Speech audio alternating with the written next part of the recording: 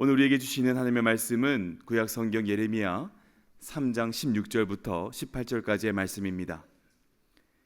예레미야 3장 16절부터 18절까지의 말씀을 제가 대표로 봉독하겠습니다.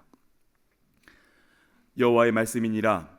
너희가 이 땅에서 번성하여 많아질 때에는 사람들이 여호와의 언약궤를 다시는 말하지 아니할 것이요 생각하지 아니할 것이요 기억하지 아니할 것이요 찾지 아니할 것이요 다시는 만들지 아니할 것이며, 그때에 예루살렘이 그들에게 여호와의 보좌라 일컬음이 되며 모든 백성이 그리로 모이리니 곧 여호와의 이름으로 말미암아 예루살렘에 모이고 다시는 그들의 악한 마음에 완악한 대로 그들이 행하지 아니할 것이며, 그때에 유다 족속이 이스라엘 족속과 동행하여 북에서부터 나와서 내가 너희 조상들에게 기업으로 준 땅에 그들이 함께 이르리라. 아멘. 잠시 기도하겠습니다. 하나님 아버지, 주의 말씀을 들을 때에 우리의 마음의 문이 활짝 열리게 하여 주시고 생명의 말씀을 잘 받고 삶 속에서 아름다운 열매 맺게 하여 주시옵소서. 주실 은혜 기대하며 예수님의 이름으로 간절히 기도드리옵나이다. 아멘. 오늘은 언약궤의 행방은 이라는 제목으로 하나님 말씀을 증거하겠는데요, 오늘 말씀을 통해서 우리 주님의 마음을 깊이 깨닫고 변화받는 귀하고 복된 시간이 될 줄로 믿습니다. 아멘. 성경에 나오는 여러 가지 성물들 중에서 가장 귀한 것 한 가지만 꼽으라고 한다면 단연코 언약궤라고 할 수 있을 것입니다. 성경에는 언약궤 또는 법궤 또는 증거궤라고 나오는데요, 다 같은 것입니다. 자, 그렇다면 이 언약궤가 어떤 성물인지 그림으로 자세히 보시겠습니다. 자, 이게 언약궤의 모습인데요, 광야에서 자라는 조각목 나무로 궤를 만들고 겉에뿐만 아니라 안쪽까지 모두 다 금으로 입혔습니다. 특별히 위쪽에 덮개 부분에는 그룹이라는 두 천사 모양을 조각을 해서 그것도 역시 금으로 입혔고요, 또 긴 막대기 같은 것 채를 2개 달아서 운반할 수 있도록 했습니다. 다음 사진 보시면요, 제사장들이 언약궤에 채를 메고 가는 모습인데요, 이 언약궤 사이즈는 그렇게 크지는 않습니다. 가로가 한 4피트 정도, 그리고 세로와 높이는 한 2피트 반 정도 되는 궤입니다. 이 언약궤는 반드시 고핫 자손 제사장들이 어깨에 메고 이동하도록 되어 있었습니다. 금으로 도금한 것과 또 천사 모양이 있는 것 외에 그렇게 특별해 보이지는 않는데 왜 이것이 가장 귀한 성물이었는가? 먼저 언약궤 위에 천사 둘이 마주하고 있었는데 그 중간, 즉 언약궤 뚜껑 한가운데를 속죄소 또는 시은좌라고 했습니다. 시은좌는 은혜를 베푸는 자리라는 한자어인데요, 그래서 대제사장이 1년에 단 한 번 대속죄일에 그곳에다가 피를 뿌리고 온 백성의 죄를 대속하기 위한 기도를 했었습니다. 이렇게 속죄의 의미가 언약궤에 있는 것이고요, 그리고 그 궤 안에 뭐가 들어있느냐가 매우 중요한데요, 하나님께서 시내산에서 모세에게 직접 새겨주신 10계명, 10계명의 두 돌판, 그 원본이 바로 그 궤 안에 있었던 것입니다. 이렇게 10계명의 언약의 말씀, 율법의 말씀, 증거된 말씀을 넣은 궤다 해서 그래서 언약궤, 법궤, 증거궤라고 부르게 된 것입니다. 근데 실제로 이 언약궤는요, 매우 놀라운 능력을 나타냈습니다. 자, 시내산 밑에서 처음 성막과 언약궤가 만들어지고 나서 그 후에도 계속 광야 생활을 하지 않았습니까? 광야 40년 기간 동안 총 42번 이동을 했는데요, 길도 없는 그 광야에서 어디로 가야 됐는가? 이스라엘 백성들이 움직일 때에는 맨 앞에 언약궤부터 출발을 했습니다. 그리고 그 뒤에 2000규빗, 약 900m 뒤에는 이스라엘 백성들이 지파별로 질서에 맞춰서 따라오게 되었지요. 그렇게 40년 동안 광야 생활을 마친 뒤에 드디어 요단강을 건너서 가나안 땅으로 들어갈 때 그 언약궤를 맨 제사장의 발이 요단강에 닿을 때에 우기가 범람했던 그 요단 강물이 쫙 갈라지게 되었죠. 그리고 언약궤를 맨 제사장들은요, 그 요단강 한복판에 계속 언약궤 메고 서 있었습니다. 그리고 모든 백성들이 다 강을 건너가고 나서 마지막으로 언약궤가 나오니까 강이 다시 합쳐지게 된 것입니다. 또한 가나안 땅의 첫 번째 여리고성 전투에서 어떻게 이겼습니까? 7일 동안 침묵하면서 성벽을 도는 뺑뺑이 작전이었죠. 근데 이것은 잘 알고 있는데 그 대열 중심에 언약궤가 있었다는 것은 잘 모르는 분이 있습니다. 그러니까 언약궤를 중심으로 순종하며 나아갔을 때 그 견고한 성이 와르르 무너지는 역사가 일어났던 것입니다. 그러니까요, 이 언약궤가 가는 곳에는 광야에도 길이 생겼고 앞을 가로막던 강물이 갈라지게 되었고 또 견고한 성도 무너지게 된 것인데요. 그렇습니다. 하나님의 말씀이 앞서가는 곳에는 사람의 능력과 생각을 뛰어넘는 하늘의 역사가 나타나게 되는 줄로 믿습니다. 아멘. 이렇듯 언약궤 안에는 말씀을 의미하는 십계명의 두 돌판이 있다라는 것이 아주 중요한데요.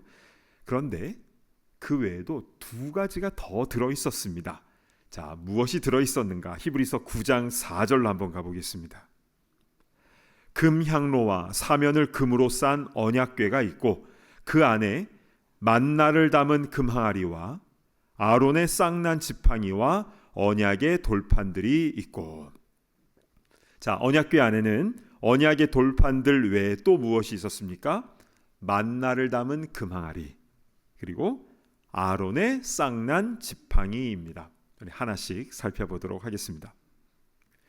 먼저 만나를 담은 금항아리를 언약궤 안에 넣으라고 하신 이유는 무엇일까요? 일용할 양식을 공급해 주시는 분을 잊지 말라는 것입니다. 먹을 것이 없는 광야에서 40년 동안 아무도 굶지 않았습니다.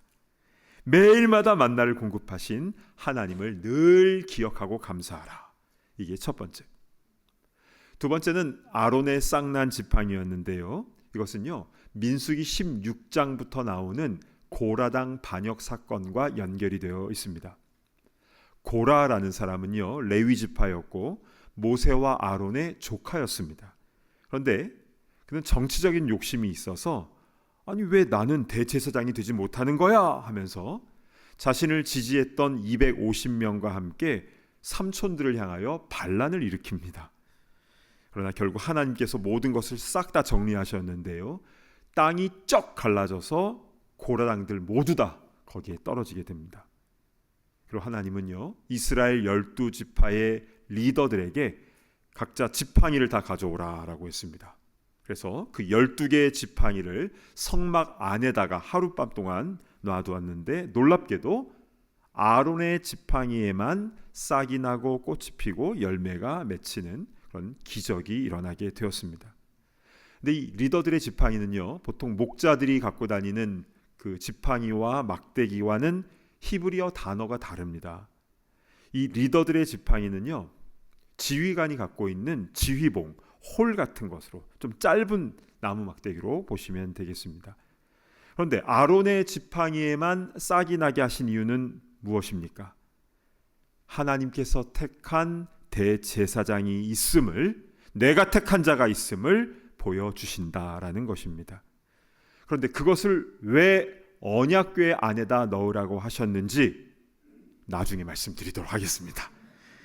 자, 그래서 이 언약궤는 가나안 땅에 들어온 이후부터 실로라는 곳에 이 성막을 셋업했기 때문에 언약궤도 그 성막의 지성소 안에 오랫동안 보관이 되어 있었습니다.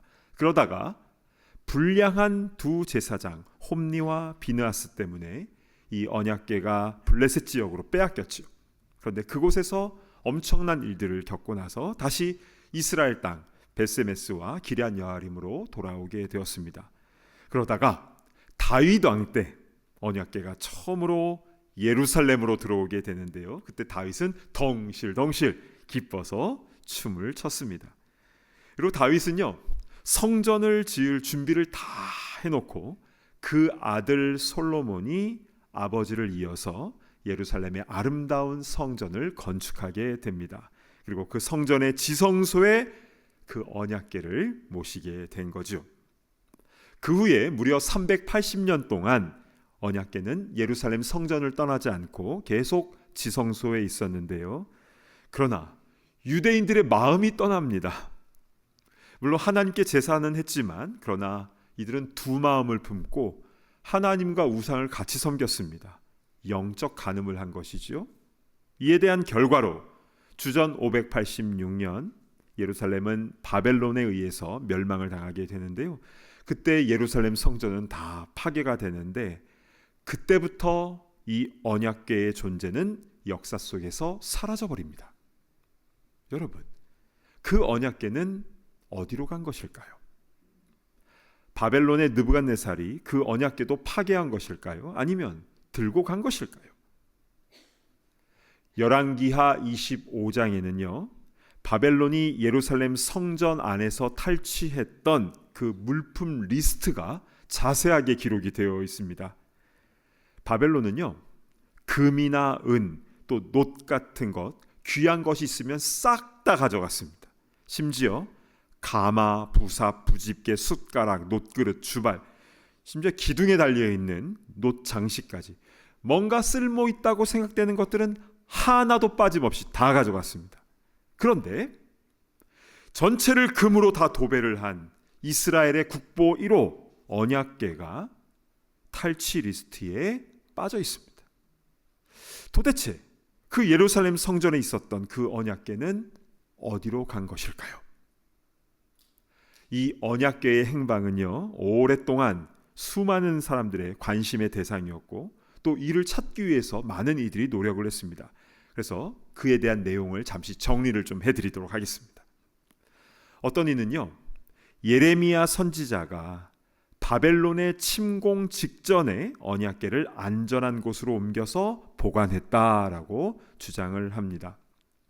1979년에요, 론 와이어트라는 사람이 자기가 예루살렘에 가서 탐사를 했는데 예레미야의 비밀 동굴을 내가 발견했다.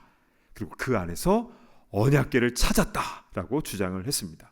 이분 얘기는요, 그 예레미야의 비밀 동굴이 예수님의 십자가, 그 골고다 언덕 바로 밑에 있어서 예수님이 십자가에서 죽으셨을 때 땅이 흔들렸다고 하지 않았습니까? 그래서 그때 지진이 나서 갈라진 땅 밑으로 예수님의 피가 십자가를 타고 흘러내려가서 그 언약궤의 윗부분 속죄소 시은좌에 똑 하고 떨어졌다라고 했는데 너무 드라마틱하지 않습니까? 근데 이 사람은요, 고고학자가 아니라 미국의 간호사였어요. 그런데 그냥 본인이 가서 발견했다.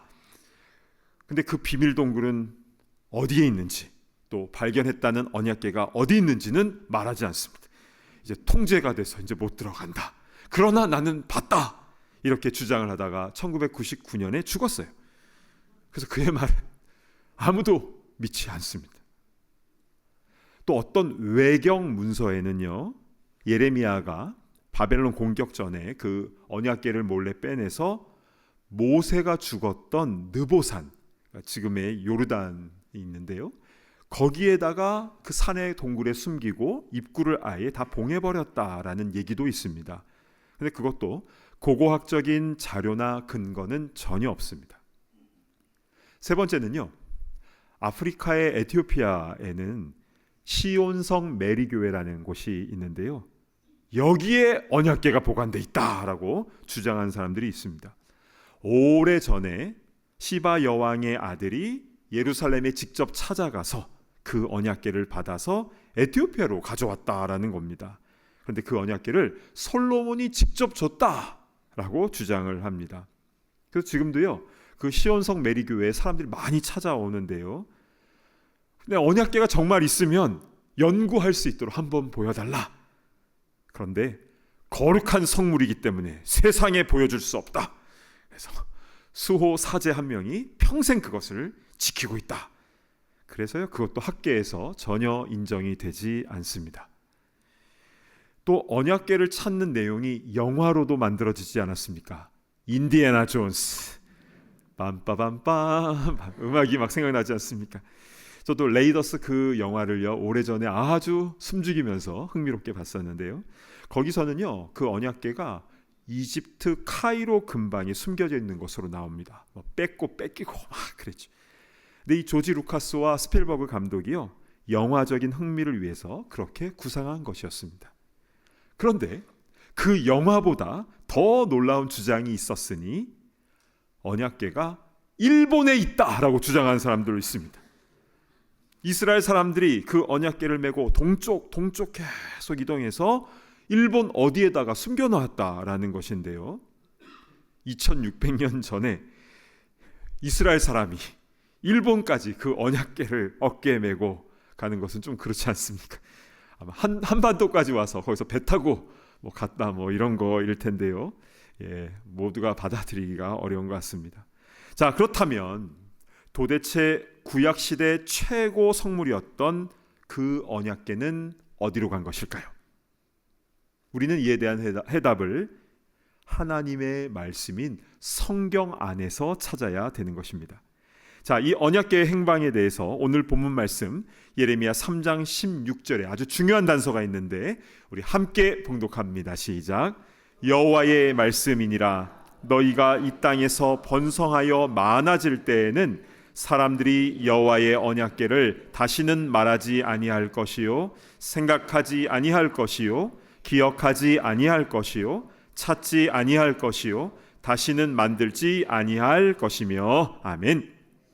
이 말씀은요, 언약궤의 행방에 관한 핵심 인물로 지목되는 예레미야 선지자를 통해서 주신 하나님 말씀입니다. 그런데 회복의 시대에 일어날 예언의 말씀인데 핵심 포인트는 뭡니까? 이제 언약궤는 더 이상 중요하게 여겨지지 않게 된다라는 것입니다. 그래서 다시는 말하지 않고 생각지 않고 기억하지 않고 찾지 않고 만들지도 않을 것이다. 여러분, 이게 무슨 말입니까? 패러다임이 완전히 바뀌게 된다는 겁니다. 성막이나 성전 안에 있었던 이 언약궤가 있었던 것에서 앞으로는 모든 것이 다 새로워진다는 것입니다. 왜냐하면요, 구약의 율법이나 성물들은 그림자에 불과하거든요. 앞으로 올 진짜를 예표하는 것에 불과합니다. 그렇다면 무엇을 예표하는가? 이제부터 정말 중요합니다. 자, 신약 성경인 요한복음 1장 14절 말씀 우리 한 목소리로 같이 봉독합니다. 시작. 말씀이 육신이 되어 우리 가운데 거하심에 우리가 그의 영광을 보니 아버지의 독생자의 영광이요 은혜와 진리가 충만하더라. 아멘. 이제는 십계명의 두 돌판이 아니라 말씀 자체이신 예수님께서 육신의 모습으로 이 땅에 오셨음을 선포하고 있는 것입니다. 믿으십니까? 아멘. 그리고 그 언약궤 안에는 만나를 담은 금항아리가 있었죠. 그런데 예수님께서는요, 내가 생명의 떡이다. 내게 오는 자는 결코 줄이지 않는다. 영원한 생명을 얻는다 라고 말씀을 하셨습니다. 또한 아론의 쌍난 지팡이를 통해서 하나님께서 세우신 대제사장이 있음을 나타내셨다라고 했는데요, 이것은 영원한 대제사장으로 오시는 예수님을 예표하고 있는 것입니다. 그래서 그것을 그 언약궤 안에다가 집어넣으라고 한 것이었죠.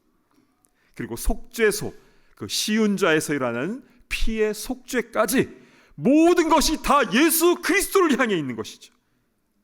예수님을 통해서 이 모든 것이 다 성취가 된 것입니다.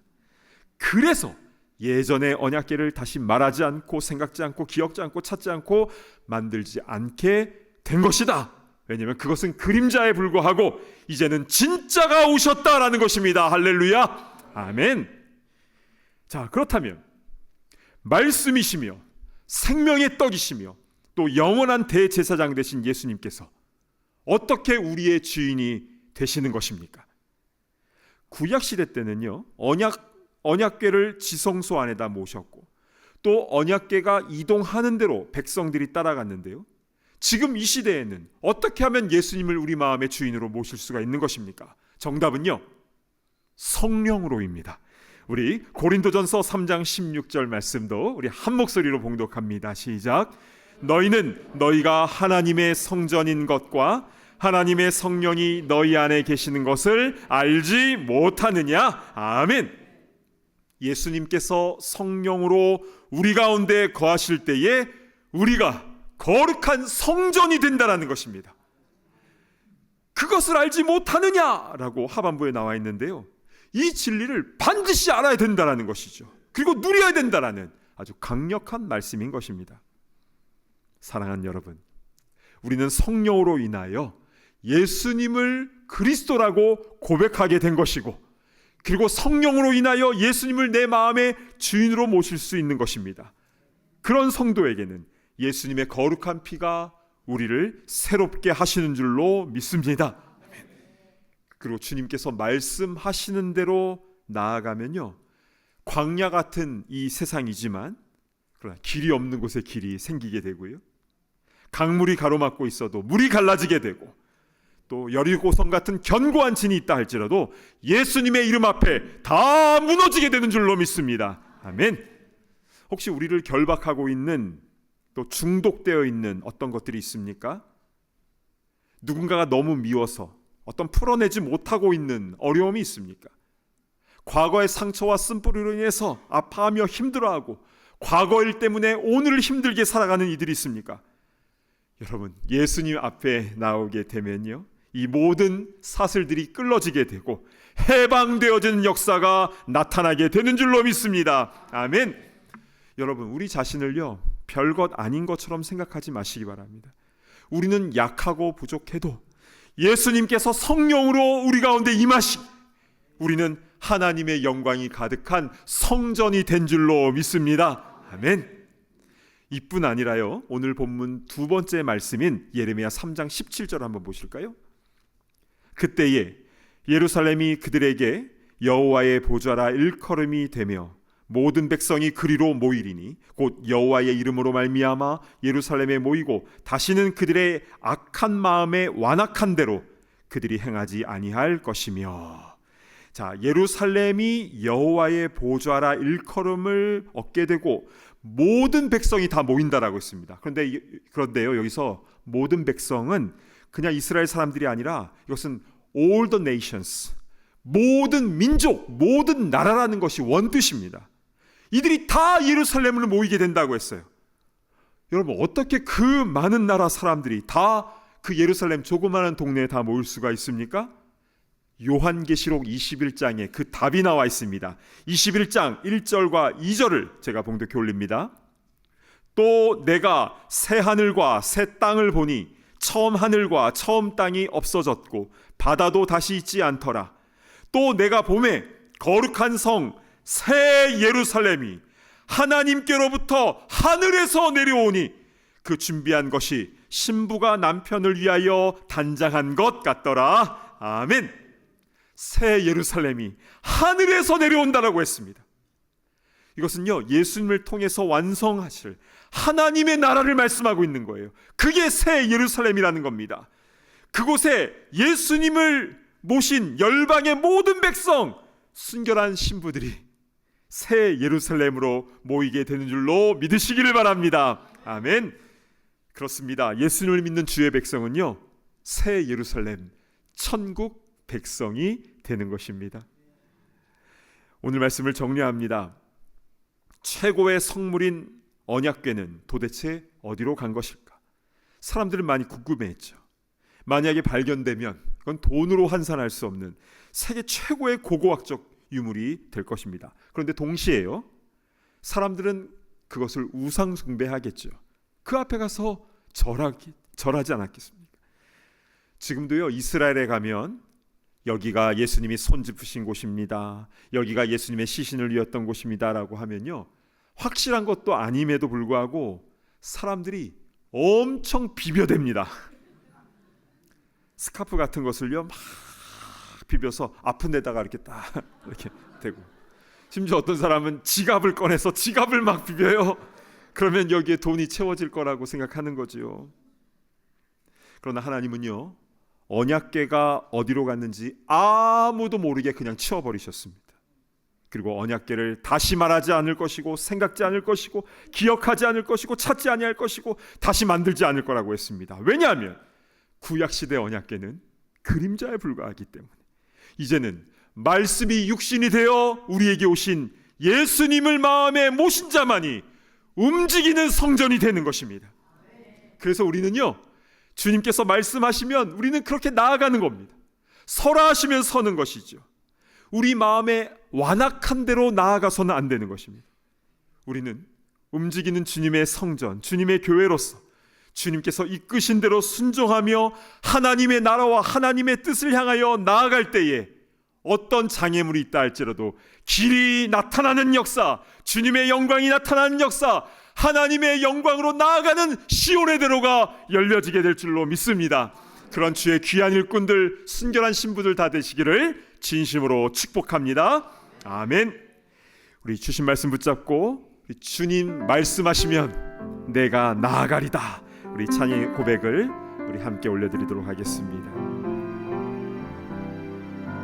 주님 말씀하시면 내가 나아가리다. 주님 뜻이 아니면 내가 멈춰서리다. 나의 각오선 주님 뜻에 있으니 오 주님 나를 이끄소서. 다시 한번 찬양할까요? 주님 말씀하시면 내가 나가리다.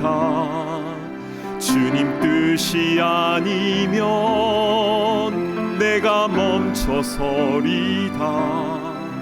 나의 가고 서는 것 주님 뜻에 있으니 오 주님 나를 이끄소서. 뜻하신 그곳에 나 있기 원합니다. 이끄시는 대로 순종하며 살리니 연약한 내 영혼 통하여 일하소서. 주님 나라와 그 뜻을 위하여 뜻하신 그곳에 나 있기 원합니다.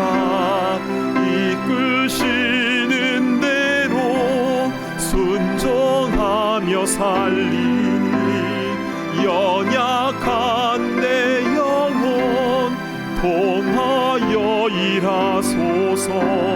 주님 나라와 그 뜻을 위하여 오 주님 나를 이끄소서. 오 주님 나를 이끄소서. 아멘. 우리 시간 눈을 감고 함께 기도하는 시간을 갖겠습니다.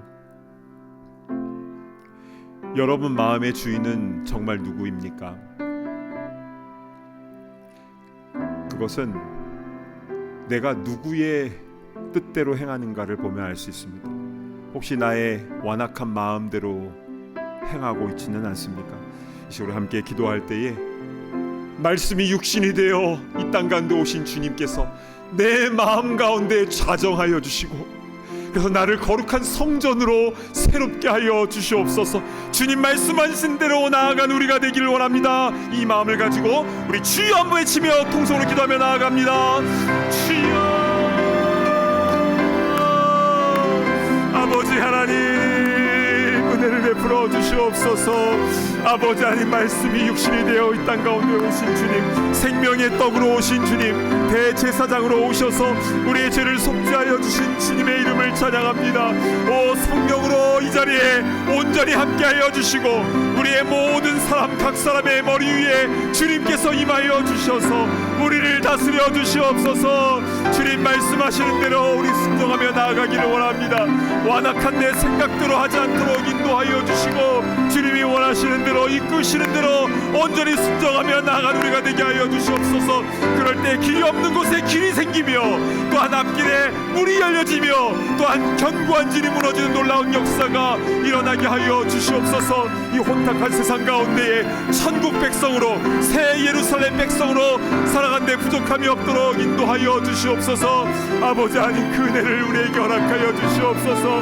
한 분도 빠짐없이 우리 모두에게 성령을 허락하여 주사 아버지 하나님 충만함 가운데에 거룩한 성전으로 살게 하여 주시옵소서. 하나님 아버지, 참으로 감사를 드립니다. 오늘 말씀을 통해서 우리는 누구인지, 주님께서 우리를 얼마나 사랑하시는지를 분명하게 말씀하여 주셔서 감사합니다. 부족하고 연약하지만 우리를 사랑하셔서 우리 가운데 성령으로 임하신 주님을 찬양합니다. 오 주님, 우리의 왕이 되어주시고 주인이 되어주셔서 우리를 다스려 주시고 우리를 거룩한 성전으로 사용하여 주시옵소서. 주님 가라하시면 우린 가고 주님 설하시면 우리 서겠습니다. 완악한 우리의 마음대로 행하지 않도록 인도하여 주시고 이 광야와 같은 세상 가운데서 길이 되시며 또한 능력이 되시며 또 견고한 진을 무너뜨리시는 주님을 능력을 경험하며 나아가는 승리하는 우리 모두가 다 되게 하여 주시옵소서. 새 예루살렘의 거룩한 신부로서 천국 백성으로서 담대하게 나아갈 수 있도록 인도하여 주시고 주님 나라와 그 뜻을 위하여 귀하게 쓰임받는 주의 일꾼 되게 하여 주시옵소서. 감사드리오며 존귀하신 예수 그리스도의 이름으로 간절히 기도드리옵나이다. 아멘.